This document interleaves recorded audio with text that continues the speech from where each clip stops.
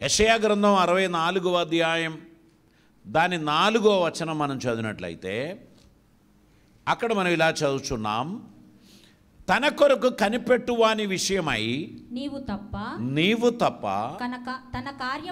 తన కార్యము సఫలం చేయు మరి ఏ దేవుడును దేవునిని ఎవడు ఏ కాలములోనైనా చూచి ఉండలేదు. దేవునికి స్తోత్రం. తన కొరకు కనిపెట్టువాని విషయమై అద్భుత కార్యం చేయుచున్న దేవుడు మన దేవుడు. హల్లెలూయా.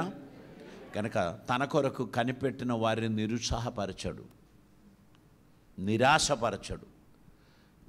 కనిపెట్టు వారిని ఆశీర్వదిస్తాడు, కనిపెట్టిన వారిని దీవిస్తాడు, కనిపెట్టిన వారిని వర్ధిల్ల చేస్తాడు. నీవు సహనముతో ఎదురు చూస్తావా, నీ కొరకు దేవుడు మార్గాలు సరళం చేస్తాడు. నిన్ను దేవుడు నిరాశపరచడు, నీ బాధలను దేవుడు తొలగిస్తాడు, నీకు దేవుడు నెమ్మదిని కలుగజేస్తాడు. నీవు దేవునికి ప్రయోజనకరమైన బిడ్డగా ఉండాలని దేవుడు నీ గురించి ఆశించుచున్నాడు. ఆయన సమస్త దీవెనలు మీకు ఇచ్చి మిమ్మల్ని వర్ధిల్ల చేయడానికి ఇష్టపడుచున్నాడు. గనుక నీకు దేవుడు చేయలేని ఏ మేలును లేదు. దేవునికి స్తోత్రం. అన్ని మేలులు ఆయన తగిన సమయంలో దయచేస్తాడు. మన సమయానికంటే ముందు ఏమీ అడగకు. తగిన సమయంలో దేవుడు నిన్ను తృప్తిపరుస్తాడు, తగిన సమయంలో దేవుడు నీకు సహాయం చేస్తాడు, తగిన సమయంలో దేవుడు నిన్ను ఎస్టాబ్లిష్ చేస్తాడు. కాబట్టి దేవుని కార్యం కొరకు ఆసక్తితో ఎదురు చూస్తే ప్రభువు మనల్ని దీవించాలని మనం కనిపెట్టాల్సినటువంటి అవసరత ఉంది. మత్తయి సువార్త 22వ అధ్యాయం దాని 4వ వచనం చదువుదామండి. మత్తయి సువార్త 22వ అధ్యాయం 4వ వచనం. కాగా అతడు ఇదిగో నా విందు సిద్ధపరిచి ఉన్నాను, ఎద్దులను క్రొవ్విన పశువులను వధింపబడినది అంతయు సిద్ధముగా ఉన్నది, పెండ్లి విందుకు రండని పిలువబడిన వారితో చెప్పుడని వేరే దాసులను పంపెను గాని వారు లక్ష్యం చేయలేదు. దేవుని ఆ అద్భుతమైన అవకాశాన్ని వారేం చేశారు? రిజెక్ట్ చేశారు, తృణీకరించారు, నిర్లక్ష్యం చేశారు. దేవుని కార్యాన్ని వారు నిర్లక్ష్యం చేసి పోగొట్టుకున్నారు. మన జీవితంలో దేవుడు దగ్గరగా ఉన్నప్పుడు, దేవుడు అనుకూలంగా ఉన్నప్పుడు ఆయనకు సన్నిహితంగా మనం ఉండాలి. ఆయన సన్నిధి నుంచి పొందవలసిన బ్లెస్సింగ్స్ అన్నీ మనం పొందుకోవాలి. అప్పుడు ఉట్టిగా ఊరు తిరిగేసి వచ్చి అయ్యో అంత పంచిపెట్టేశారా, అంత అయిపోయిందా, నాకు లేదా అని అంటే ఏం లాభం లేదు. పంచినప్పుడు నువ్వు ఎక్కడుండే కదా. సో దేవుడు అన్నిటినీ మనకి ఇచ్చే సమయంలో మనం ఆయనకు అందుబాటులో ఉండాలి. దేవుడు ఆ కార్యం మన జీవితంలో ఖచ్చితంగా జరిగిస్తాడు. 25వ అధ్యాయం మత్తయి సువార్త 34వ వచనంలో మనం ఇలా చదువుచున్నాం, అప్పుడు రాజు తన కుడివైపున ఉన్న వారిని చూచి, నా తండ్రి చేత ఆశీర్వదింపబడిన వారులారా రండి, లోకం పుట్టినది మొదలుకొని మీ కొరకు సిద్ధపరచబడిన రాజ్యమును స్వతంత్రించుకొనుడి. సిద్ధపరచిన రాజ్యం, మీ కొరకు సిద్ధపరచిన పొజిషన్, మీ కొరకు దేవుడు సిద్ధపరచిన ఆఫీస్, మీ కొరకు దేవుడు సిద్ధపరచిన వాహనం, మీ కొరకు దేవుడు సిద్ధపరచిన భవనం, మీ కొరకు దేవుడు సిద్ధపరచిన ఆపర్చునిటీ, దానిని మిస్ చేయకు. Praise the Lord. దేవుని అందుబాటులో ఉండాలి. ఎక్కడికి పోయినావు? కొంచెం బిజీగా ఉండే. నువ్వేం చేసుకున్నావు? ఆయన బ్లెస్సింగ్స్ పోగొట్టుకున్నావు. ఈ టైంపాస్ పల్లీలు చాలామంది ఉన్నారు సమాజంలో.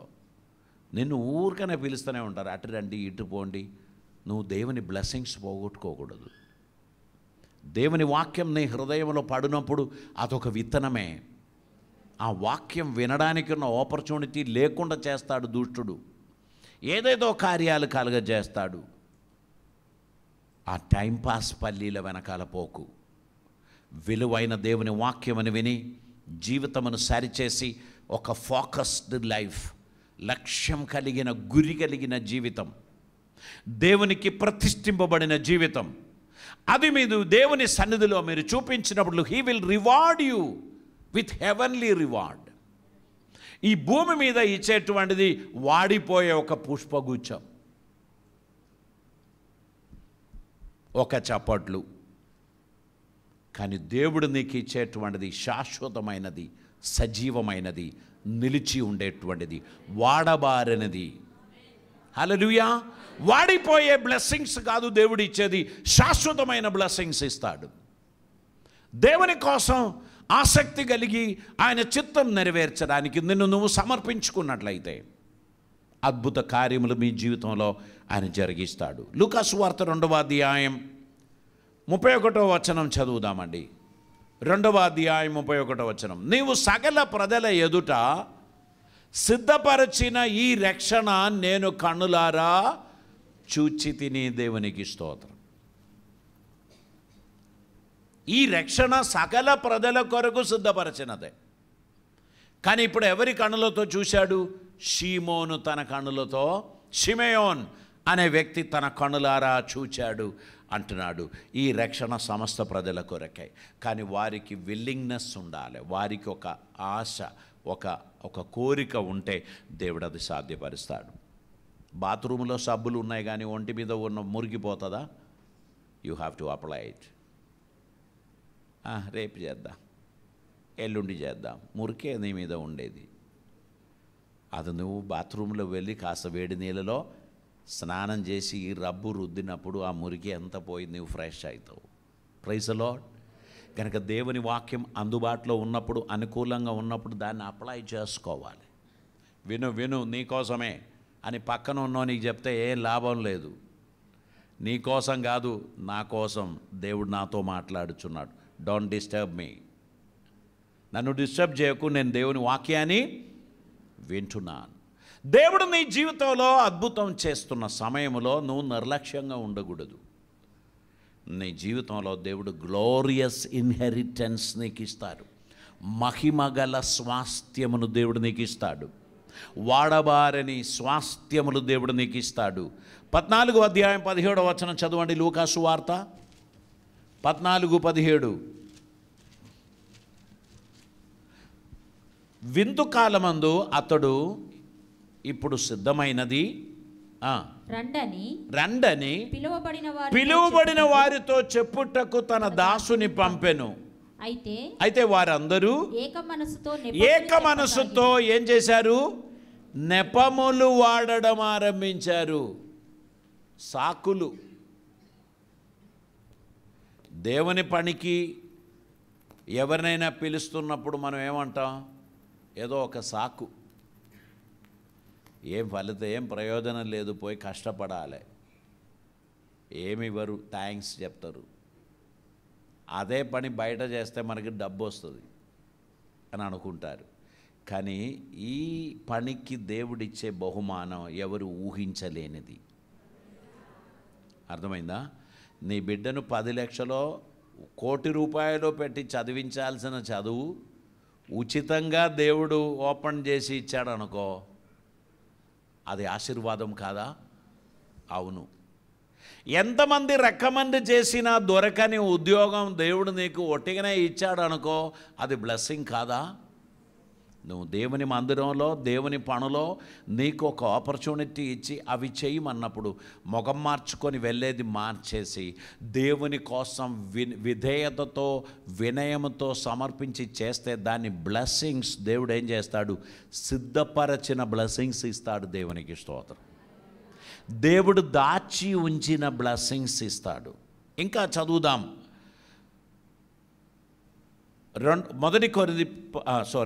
ఎబ్రీయులకు రాసిన పత్రిక 11వ అధ్యాయం 16వ వచనం చదవండి. ఎబ్రీయులకు రాసిన పత్రిక. వారు మరి శ్రేష్టమైన దేశమును అనగా పరలోక సంబంధమైన దేశమును కోరుచున్నారు. అందుచేత తాను వారి దేవుడనని అనిపించుకొనుటకు దేవుడు వారిని గూర్చి సిగ్గుపడడు. దేవుడు వారిని గూర్చి సిగ్గుపడడు. దేవునికి స్తోత్రం. తన కోసం కష్టపడిన వారు ఫరో కుమారతి యొక్క కుమారుడు అనే పదవిని నిర్లక్ష్యం చేసి దేవుని ప్రజలతో నింద మోయడానికి పోయినవాడు మోషే. ఐగుప్తులోని సర్వ సంపదలు ఐశ్వర్యమును గొప్పది అని భావించకుండా ప్రజలతో కష్టాలు అనుభవించడానికి వెళ్ళినవాడు మోషే. వాడు మరి విశేషమైన బహుమానం దేవుడు ఇస్తాడు అని ఆశించినందుకు దేవుడు వారిని గురించి చెప్పుకోవడానికి సిగ్గుపడలేదు.